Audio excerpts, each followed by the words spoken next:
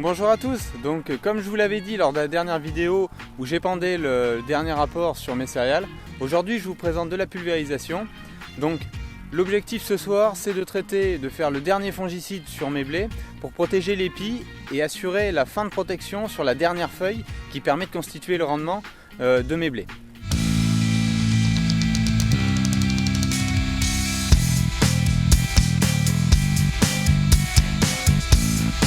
Donc aujourd'hui je viens de prendre les conditions météo, comme vous le voyez, dans 2 heures les conditions seront idéales, le temps de finir de remplir d'eau, de mettre le produit et de faire les 45 km parce qu'on se déplace sur le site le plus excentré de l'exploitation, les conditions seront réunies et optimum. Donc comme vous le voyez, le pulvé est en train de se remplir d'eau, je vais m'équiper combinaison, masque pour pouvoir mettre les produits phytopharmaceutiques dans ce dernier. Et puis on fait la route et on se retrouve sur le site pour vous présenter en action dans le champ la pulvérisation de nuit. Donc avant toute chose, je vais mettre l'automoteur en route qui va me permettre de remplir, d'incorporer ces produits. Donc comme vous le pouvez voir ici, donc mes produits sont déjà tout préparés sur ma table de travail. Donc au préalable, j'ai réalisé, donc comme vous pouvez le voir ici, une fiche de chantier. Donc avec toutes les coordonnées de l'entreprise. Bon, ici je réalise un traitement pour moi-même, donc c'est beaucoup plus simple. Donc comme vous pouvez le voir ici, donc on va traiter bien sûr chez le RL de Lunel. Nous avons la répertoriation des parcelles à traiter, des produits et des quantités à incorporer dans l'automoteur. Donc on met le pulvé en route.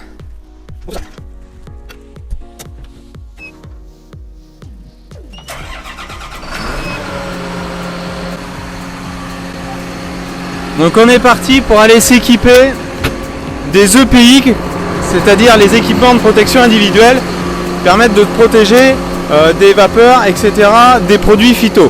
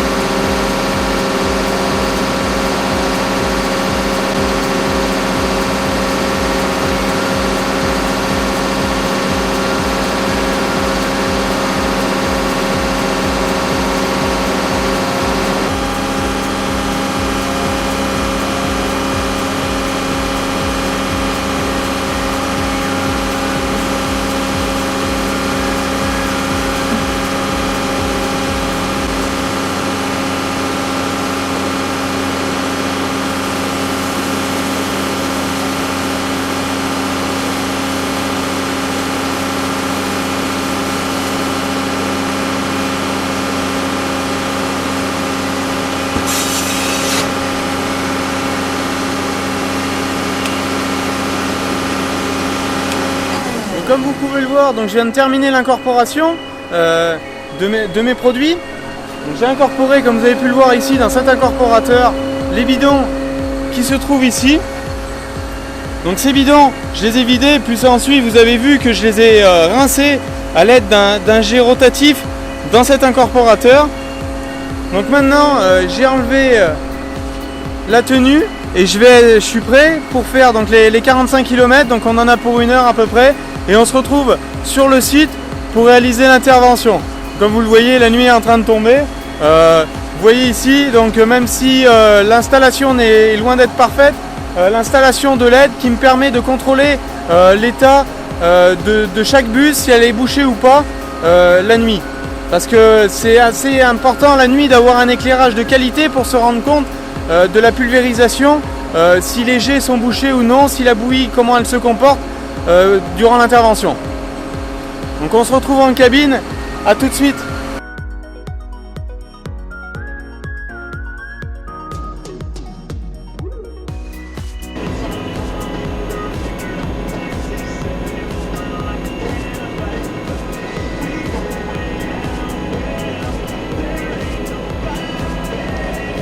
Donc la rampe est maintenant dépliée, prêt à travailler.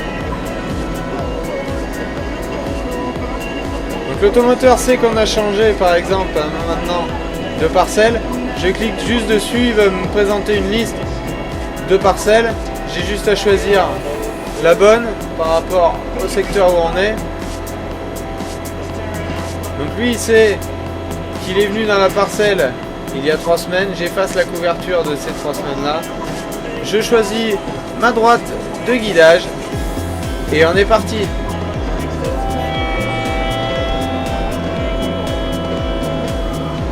Il reconnaît son bord de parcelle et il déclenche tout seul.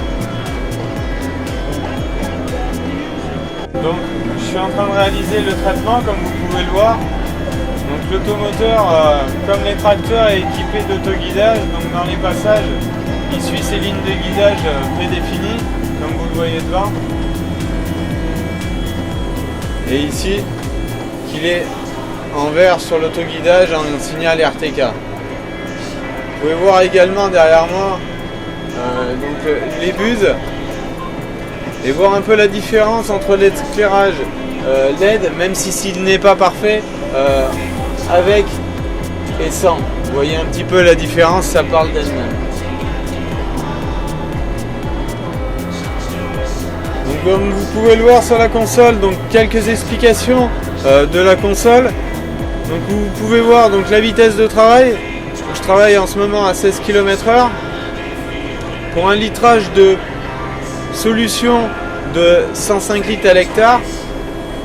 Une pression à la sortie des bus de 2,3 à 2,4 kg de pression. Donc le but c'est pas de monter trop haut mais d'avoir un bon pelliculage autour de l'épi pour sa protection. Ici vous voyez la quantité restante dans la cuve à ce moment. Et en bas le schéma de tous les tronçons du pulvérisateur qui est équipé de 12 tronçons de 3 mètres pour une largeur totale de rampe de 36 mètres. Ici c'est le réglage des palpeurs automatiques qui permettent donc de gérer que la rampe reste toujours parallèle à la culture pour avoir un bon traitement et qu'elle ne touche pas à des moments et qu'elle ne monte pas à 2 mètres de haut à d'autres moments. Donc là elle est réglée entre 1 mètre et 1 mètre 20. C'est elle qui gère pour ne pas toucher la culture ni être trop haut.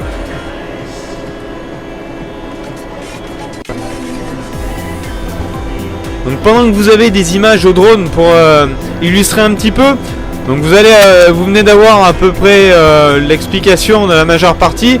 Si vous avez quelques questions, interrogations, comme d'habitude, je vous invite à les mettre bien sûr en commentaire. J'essaierai de vous répondre au plus vite. Je vous dis à très bientôt pour une prochaine vidéo. Sûrement une prochaine vidéo encore avec le pulvérisateur, où là on va discuter de pendillard, ce qui fera sujet justement à l'article du prochain magazine Cultivar de juillet, avec pour thème l'utilisation de pendillard sur un pulvérisateur, pour quelle activité et utilisation par rapport à des contraintes assez précises. Je vous expliquerai un petit peu tout ça. Donc je vous dis à très bientôt pour une prochaine vidéo, et en attendant, bon courage chez vous.